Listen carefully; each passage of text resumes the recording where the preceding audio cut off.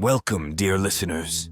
Today we will journey together through the wondrous tale of creation, a story so profound, so full of divine power and wisdom, that it has shaped our understanding of the world and our place in it.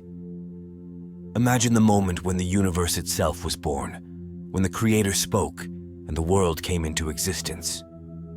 This wasn't just an act of power, it was a declaration of love, a deliberate shaping of life and light, order and beauty. Join me as we explore the days of creation and the meaning behind each one. Let's start with the first day, when God spoke the words, "Let there be light." And there was light. In that very moment, the Creator separated the light from the darkness, bringing into being something that had never existed before.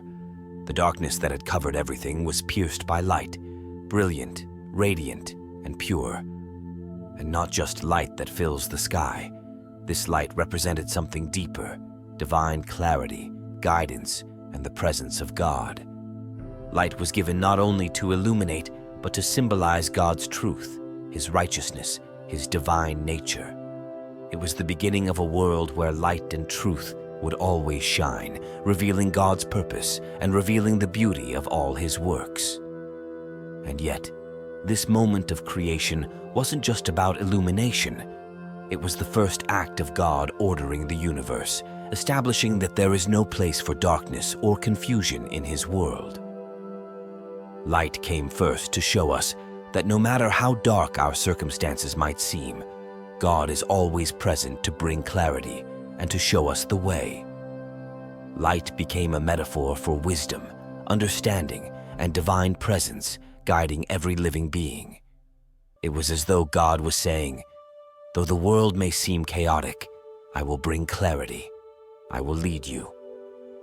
Now, let's move to the second day, when God created the sky. Picture this. The waters that covered the earth were separated by the command of God, and the sky appeared as a beautiful, vast expanse. The sky, with its blue hue, would eventually become the home for the birds and the air we breathe.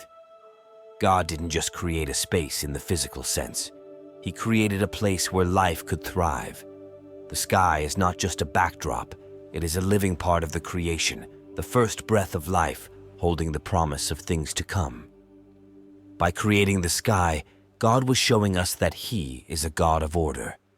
The waters above and below were divided, and life could begin to take root. This was the first step toward creating a world where life would flourish, a world that had room for all things. God didn't create chaos. He created a place where beauty, serenity, and balance would reign. Each time we look at the vast sky above us, we are reminded of God's faithfulness and His plan. The sky tells us that everything has its place, that there is order even in what seems like vast emptiness. And from this vast expanse, we would later see the rains fall, plants grow, and creatures thrive. And then came the third day, a day that would forever change the face of the earth. God gathered the waters together, calling forth dry land to emerge. The oceans were still, but now the land was visible. It wasn't just land, it was fertile land, a land ready to receive the seeds that would later sprout. Trees and plants of all kinds began to grow, filling the earth with their beauty and bounty. This was the day when life began to multiply, not just in number, but in variety. Every plant that would nourish, every tree that would bear fruit, every flower that would bloom was created on this day. God's provision for His creation was evident here, not just with plants and trees, but with seeds that would continue to reproduce. God didn't simply create for the moment. He created for eternity. He created a world where life would never cease, where each generation of plants and trees would give way to the next, providing food for the creatures that would roam the earth. As we reflect on this day, we must remember that God didn't just create things to survive. He created them to thrive. He filled the earth with everything it needed. His provision is abundant. He didn't just give us enough. He gave us more than we could ever need. The earth was filled with beauty, food, and the capacity to grow and multiply. As humans, we too are called to reflect this, to make our lives not just about survival, but about flourishing, growing, and multiplying goodness in the world. Then came the fourth day. God created the lights in the heavens, the sun, the moon, and the stars. These were not just for lighting the day and night.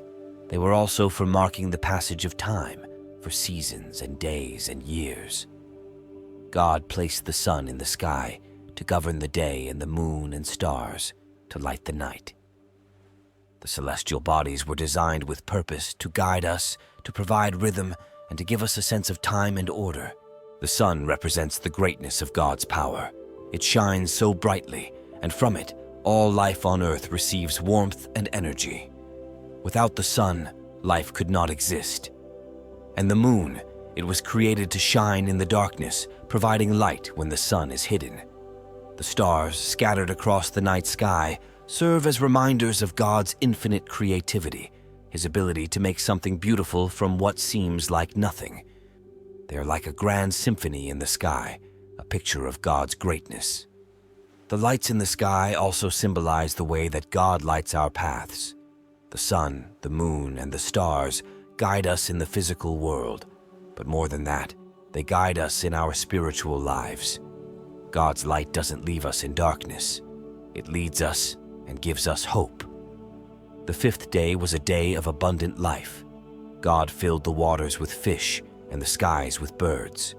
He created every kind of creature, from the tiniest fish to the greatest whales, from the delicate sparrows to the mighty eagles. The sea and the air were filled with life, and each creature was given the ability to multiply, to fill the earth with its kind. This is such a beautiful picture of God's care. He didn't create a world with just one or two species. He created a world brimming with life. Birds that would sing and soar in the skies, fish that would swim through the waters, animals that would roam the earth. All these creatures were part of His plan, and each of them had a role in His grand design. And then came the sixth day, when God created man. God created humanity in His own image. This is a truly profound moment. God, in His wisdom and power, chose to create man as the pinnacle of His creation. God created man with the capacity to reason, to understand, and to form relationships. Man was created not just as an animal, but as one who could know and love the Creator. And God blessed them, telling them to be fruitful and multiply, to fill the earth and subdue it. This was a divine mandate. Humanity was given dominion over the earth. But with that dominion came responsibility. It wasn't a license to exploit the earth. It was a call to care for it, to steward it with wisdom, and to honor God through our relationship with His creation. Finally, when God looked upon everything He had made, He said, "It is very good." After all the days of creation, God was pleased. He saw the perfect order and harmony He had established, and He was content. Everything had a purpose. Everything was good.